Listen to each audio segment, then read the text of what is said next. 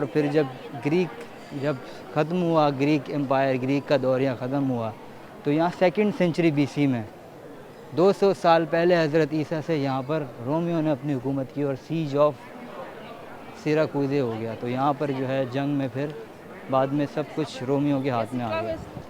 سسیلی آئی land میں سیراکوزا شہر کے اندر، جو کہ اینشینٹ گریس کا ایک میٹروپولیٹن بڑا امپورٹنٹ شہر ہوتا تھا، سیراکوزا.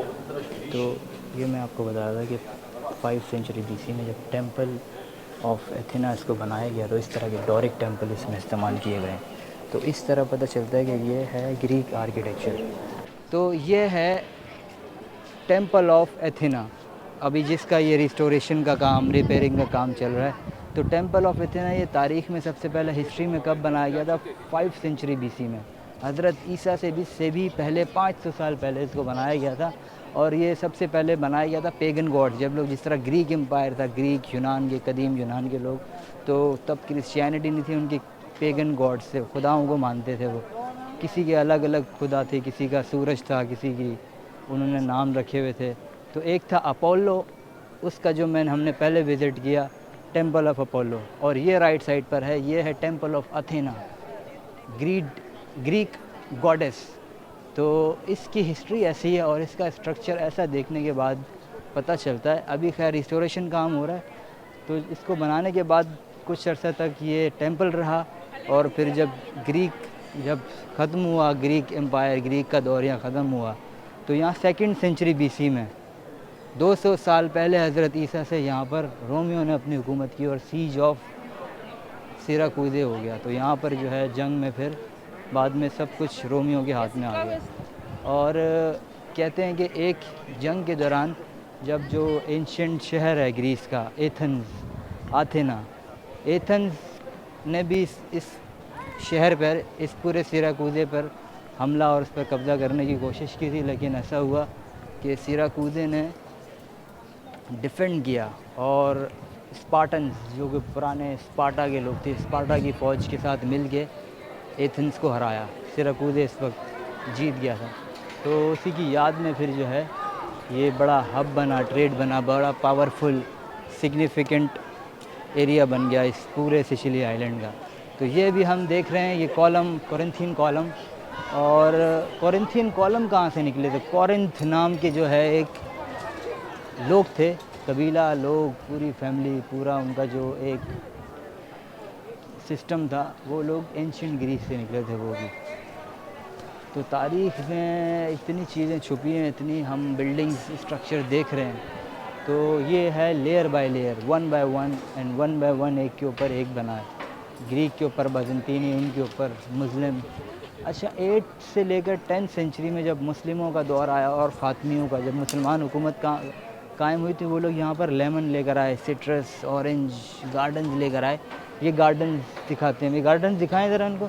تو یہ جو ہے نا اس طرح کے ڈیزائن، یہ بعد میں پھر 9-10 سینچری میں مسلم لے کر آئے.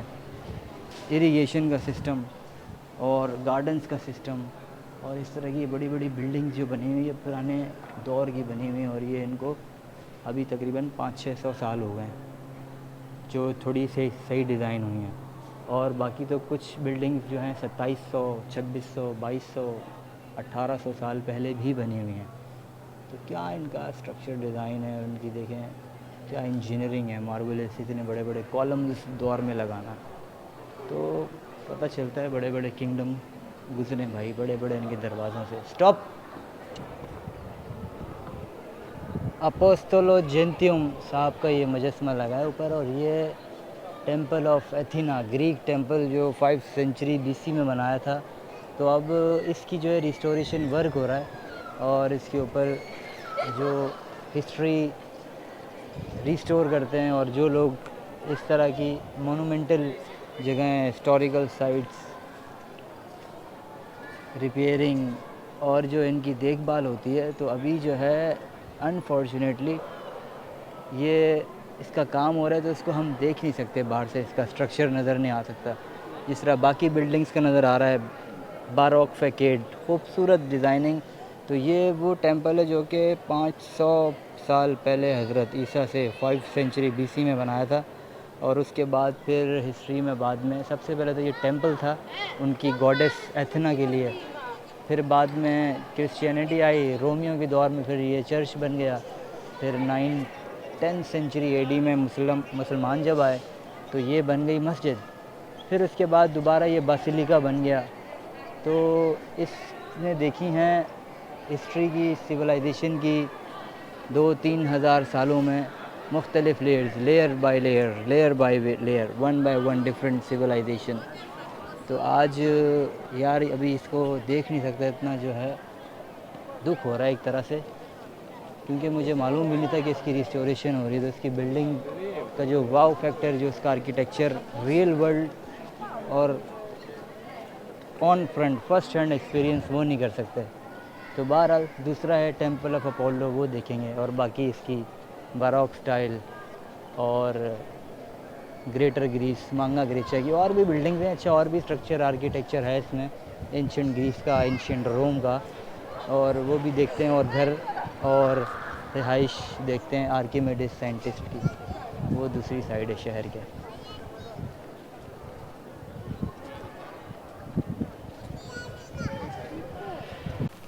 5 سینچری BC میں 2500 سال پہلے, آج سے 2500 سال پہلے گریک لوگوں نے ایک ٹیمپل بنایا, اور اس ٹیمپل کا نام تھا ٹیمپل آف ایتھینا. مطلب اس وقت جو گریک, اینشینٹ یونان, گریس جو تھا اس وقت پیگن گاڈز ہوتے تھے, پیگن خدا. تو کسی خدا کا نام تھا اپولو, ایک خدا کا نام تھا ایتھینا, گوڈیس ایتھینا. تو یہ گوڈیس ایتھینا کا ٹیمپل ہے جو کہ 5 سینچری BC میں اس وقت بنایا گیا تھا.